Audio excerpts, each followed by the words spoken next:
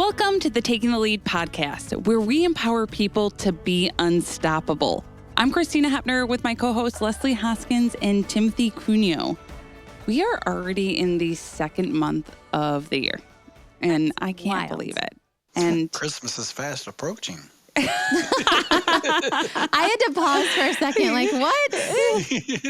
It is so funny. At the beginning of the year, I think it was like the first week of the year, my fiance, Johnny, was like, oh yeah, like it's already almost 2026. I was like, let's not make things go by so fast. And now Timothy's like, it's Christmas. I know. We still have some of our Christmas decorations outside, and we were trying to explain to our kids, we're like, we're just really early for this Christmas. And they can't like wrap their heads around that concept. So I know. funny. Well, the weather here in Michigan has been like super weird. So we haven't taken ours down outside either. It's too cold out there. I can't possibly. It's also Down in the South, we keep them up all year long. So nothing wrong with that. well, and you guys have had snow too, which is crazy. Yeah, it was a winter wonderland. Yeah. And so Yeah. Glacier got out in it, we got out in it, and I had enough after about 5 minutes. I said, all right, let's go in. Well, and it still always cracks me up that Glacier is a black lab. You know, Yeah. you would just think Glacier is a beautiful yellow or, white kind of lab color out there in the snow, but not the case. No. Well, Not her. imagine my surprise when they said her name's Glacier and she came running in the room at Leader Dog. Yeah. Wait a minute, that's a black dog. Yeah. Does she like the snow? Oh, yeah, she grew up in Wisconsin, so Yeah. she's used to it. And so Okay. she got out there and ran around doing her spinnies and all that stuff. But she's 7 now, so the old nature of her starts saying, okay, let's go inside where it's warm. Yeah. Yes. That's too funny. Well, we recently, just last week, completed our Dinner in the Dark, one of our biggest fundraisers of the year. And it was a new location at the Royal Park Hotel in Rochester. It was super fun. And we're going to just highlight Christina and her amazing job as the MC. She did a fantastic job. She did this last year, kind of on a whim. And then this year she stepped into the role and she did lovely. So congrats, Christina, on a wonderful night. Thank you. Yes, you did fantastic. And we highlighted some really great client stories, raised some money. It was a really, really nice, classy, fun event. So thank you to anybody who participated or donated towards the evening. It was wonderful. Yes, absolutely. And thank you. It was nice to be closer to the Leader Dog campus as well. I think it really brought a lot of people together and they were able to, after the event or before the event, drive by the campus or like actually feel like they were close to it. Whereas we used to do it in downtown Detroit. So just really nice to be close. Yeah, bring it back home. It was lovely. And I remember, Timothy, when you were the client highlight, it had just snowed in Georgia then too, which was kind of funny. So you were out and making your video, I think, with Glacier in the snow. Is that correct? Oh, yeah, so the film crew couldn't believe that the whole town was shut down for like an inch of snow. Yeah. They laughed about it, but it was a serious blizzard here, so I lost a tree. It was wild. So that was about 4 years ago. Yeah. We had a virtual event that year. I Yes. remember. Oh my gosh. Yeah, it was COVID times. Yeah. I remember watching it from my house and having to monitor it. Like it was like working the event, but working it from your house, which was very interesting. Oh my gosh. Seems like a lifetime ago. I know. But, good. Well, 2025, here we are. We're off to a fantastic start. And we're really excited about today's guest. He is a well-known person in the blind community, and we are honored that he is joining us and sharing his story today. Yes, Sam Seavey, the visionary behind the Blind Life YouTube channel, has established himself as a trailblazer in the world of assisted technology. Recognized by the Foundation Fighting Blindness as one of the best resources on the internet, the Blind Life boasted an impressive following of over 70,000 subscribers and more than 900 information-packed videos. Within this digital space, Sam offers invaluable insights on navigating daily tasks, reviewing cutting-edge assistive devices, and engaging in enlightening interviews with key influencers in the visually impaired community. Sam, welcome to the podcast. I've been watching your podcast for over a year now. You've really helped me out with my Ray-Ban sunglasses I just got recently received. But let's go back to the beginning of all this. How did your journey with blindness start? Well, first of all, thank you guys for having me on. It's a pleasure to be here chatting with you guys. So my vision story, as they say, I was diagnosed with Stargardt's disease at age 11, way back in the mid 80s. That's how old I am. And if anybody listening isn't aware of what Stargardt's disease is, it's a juvenile or an early onset form of macular degeneration. So it's an inherited retinal disease. We lose our central vision. We lose our ability to see detail. Our colors aren't fantastic. No depth perception, but we do retain a little bit of our peripheral, which is more for just basic functions rather than anything else. But it is hereditary. So my sister has it as well. We're the only two kids in the family, and we both drew the genetic short straw and won the low vision lottery. But that's kind of how it all started, and kind of same old story about growing up low vision and going through school.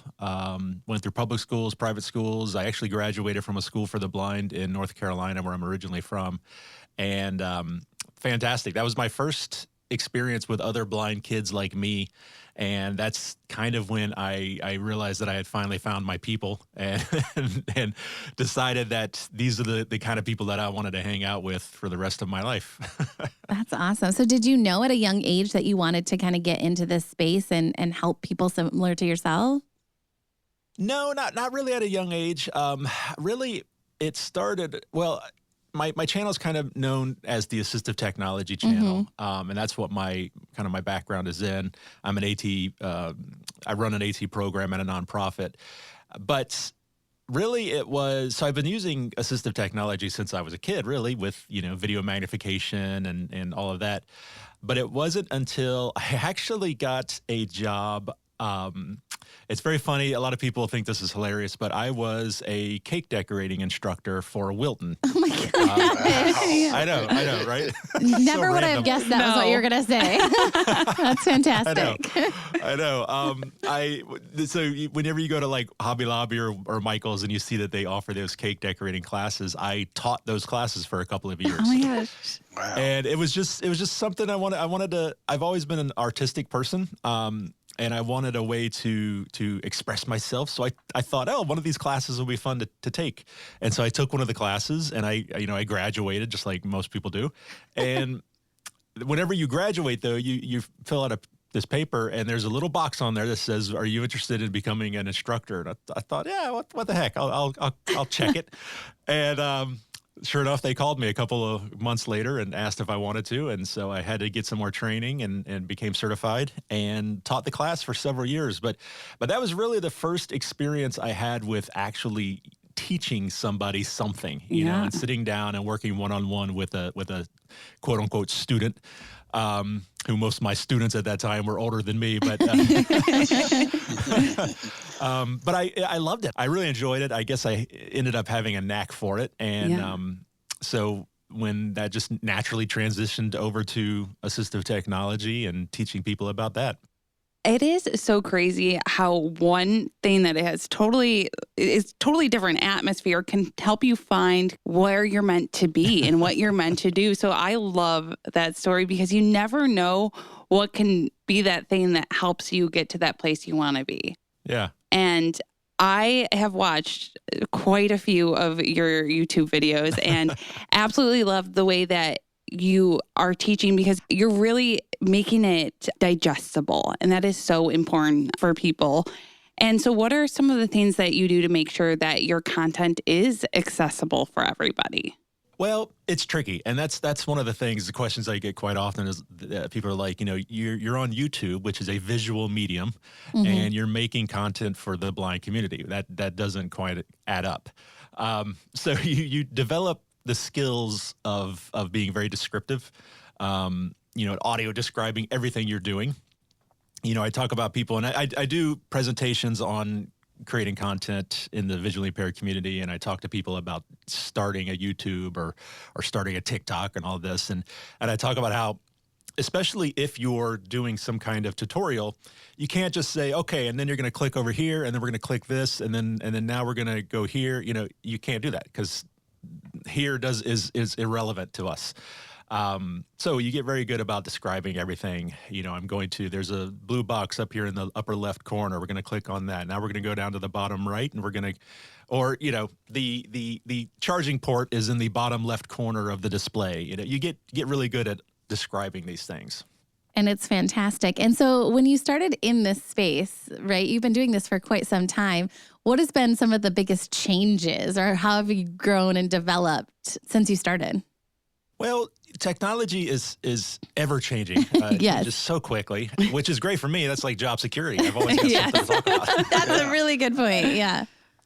But for me personally, and changing my, you know, at my channel and growing my channel over the years, I'm never satisfied. I'm never satisfied with the content I'm putting out.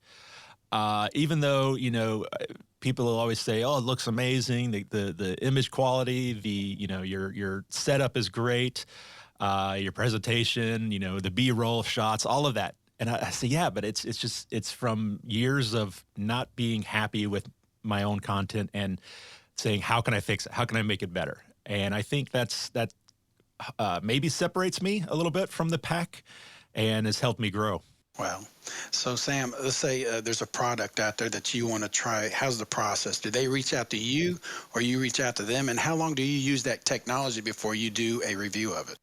It's a little bit of both, honestly. I have gotten to the point where companies reach out to me and ask if I want to check out the new product. Sometimes I get things before they're even released to the market. You know, it's kind of crazy when I think that I'm the first person in this country that has this device right now, and it blows me away sometimes. But That's so cool. But then sometimes I reach out to companies. I actually recently just had so I do a members only Zoom call for members of my channel. We do a monthly Zoom call. And one of my members in the call was just telling everybody about these new sunglasses from a company called Sunski. And they make like really high quality, outdoorsy, you know, sunglasses for people skiing down mountains and snowmobiling and all this crazy stuff. And he loved them because they have light blocking things on the sides, shades on the sides, and they're super reflective to block out all the sun because he's very light sensitive. And so he's like, "I think these would be great for your channel. You should reach out to them." And so I'm like, "Ah, sure, why not?" So I sent him an email to the marketing team, and I said, "This is who I am. This is what I do. I'd love to work with you guys." And they were super cool. They wrote me back right away and said, "Yes, this is awesome. You know, we'll send you a couple pair. We think this is a great fit." So I tell people all the time, it's, you know, just ask. What's the worst thing that can happen? They say no. Okay, no problem. At least you tried. That's so cool. And like, what a great space to be in to do that. And so once you get the product, then how long do you kind of play with it or test it out? And before you kind of like, I'm ready to teach this or really show it off to your followers? Or do you choose not to show it off? I guess that's another question. Oh, yeah. Okay, that'll be the follow-up Okay, question. sorry. I got excited there. No, 'cause that's a good question.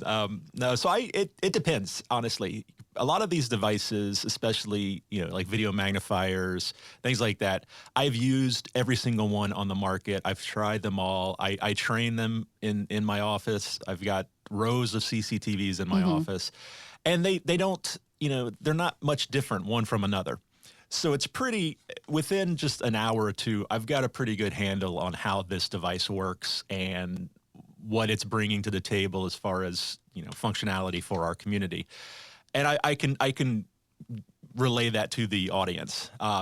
Some things, though, you know, especially like I'm going to be receiving the new WeWalk SmartCane version 2 in a couple of weeks.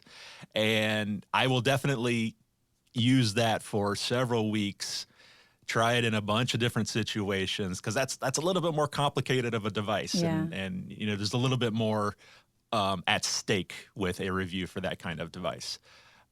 So it just depends on how long I have it. And then the follow-up question. Yeah. The juicy details.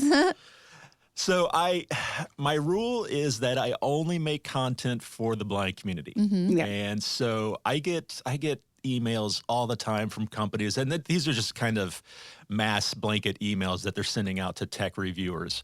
And it's a product that has nothing to do with the blind community. And so I don't even respond to those. I just kind of delete them. But if one comes along and it makes sense, I will make a video about it. But I also I even have this media kit that I'll send out to companies, and it outlines information about my channel. But prominently displayed in the media kit, it says that I only do honest reviews. You know, my loyalty is to the audience. It's not to a company. It's not to a distributor. It's not to a manufacturer. Even if you're paying me for this video, I'm going to be honest. And you have to be okay with that, or we're just not going to work together. And luckily, everybody's super cool about that. You know, it's in their best interest to get an honest review about their product. But I have received some things that in the past where I got a device once and I had it for a couple of days and I was just like, this is terrible. And it was a device made for the blind community. And I was like, this is just horrible. And so it was a distributor that wanted me to make a video. I won't name any names, but it wasn't even a manufacturer of the product or anything. It was a distributor. And their goal, obviously, is for me to make a video, people to get eyes on it, and then buy the product. I mean, that's their end goal. And so I wrote him back and I said, look, I can make a video for you. And he was going to pay me for this. I said, I can make a video for this, but it is not going to be good for you.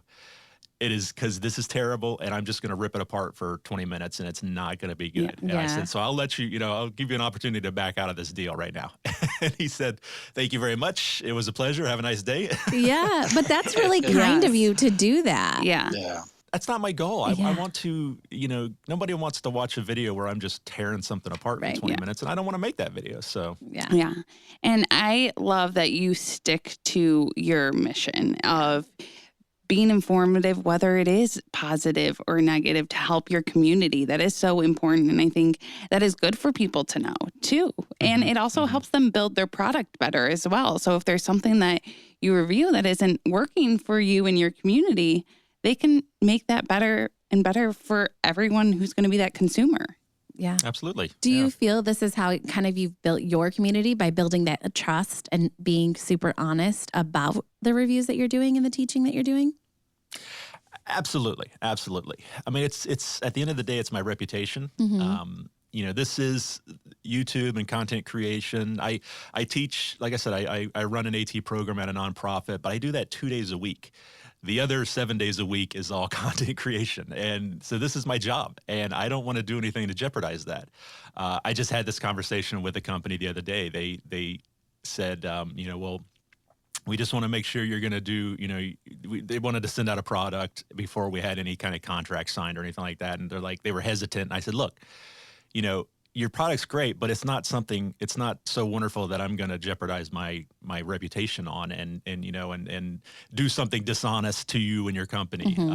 I said, you can trust that I'm up and up, and I'm above reproach and all this, and I'm not going to, it's my reputation at the end of the day, and I'm not going to do anything to jeopardize that. Yeah, you are your brand. I mean, you are everywhere too. Like I have been at conferences and I hear about the Blind Life all the time, and I think we got connected because one of our team members was at a conference and met you and was really excited and asked you to join the podcast. So thank you to Barry. He loves a good shout out. So thank you, Barry, which is amazing. And it's so good that you're at those conferences and talking to people, and I'm sure getting more ideas. That's where I love to go for conferences and get all the new technology. We do different webinars and things like that. And it's great to connect and make those interactions happen. So now, what is going to be, do you have anything new and exciting on the way? Are you continuing to just put more content out there, explore new accessibility options or assistive technology? What are you doing next?